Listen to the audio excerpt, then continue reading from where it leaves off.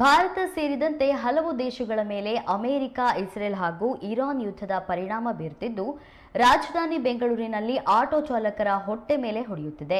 ಬೆಂಗಳೂರಿನಲ್ಲಿ auto LPG ಕೊರತೆ ತೀವ್ರಗೊಂಡಿದ್ದು, ದಿನದಿಂದ ದುಡಿಮೆಯನ್ನೇ ನಂಬಿ ಜೀವನ ನಡೆಸುತ್ತಿರುವ ಚಾಲಕರು ತೀವ್ರ ಸಂಕಷ್ಟಕ್ಕೆ ಸಿಲುಕಿದ್ದಾರೆ. ಬೆಂಗಳೂರಿನ ಸೆಂಟ್ ಮಾರ್ಕ್ಸ್ ರಸ್ತೆ, ಹೆಬ್ಬಾಳದ ಗುಡ್ಡದ ಹಳ್ಳಿ ವೃತ್ತ ಮತ್ತು ನವರಂಗ್ ಸೇರಿದಂತೆ ವಿವಿಧ ಎಲ್ಪಿಜಿ ಬಂಕ್ಗಳಲ್ಲಿ ಕಿಲೋಮೀಟರ್ ಗಟ್ಟಲೆ ಆಟೋಗಳು ಕ್ಯೂ ನಿಂತಿರುವ ದೃಶ್ಯಗಳು ಕಂಡುಬರುತ್ತಿವೆ.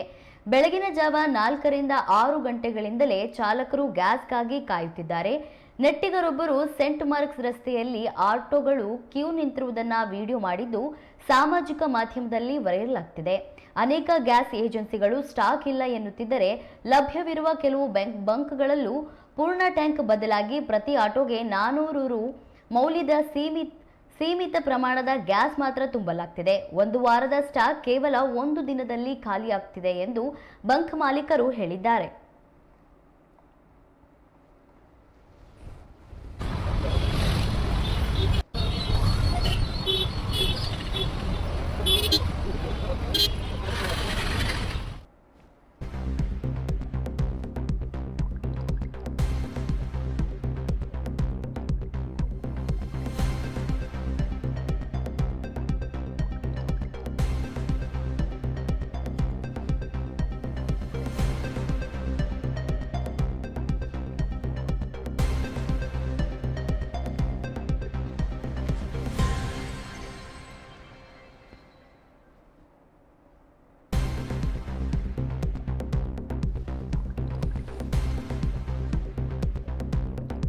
Hey!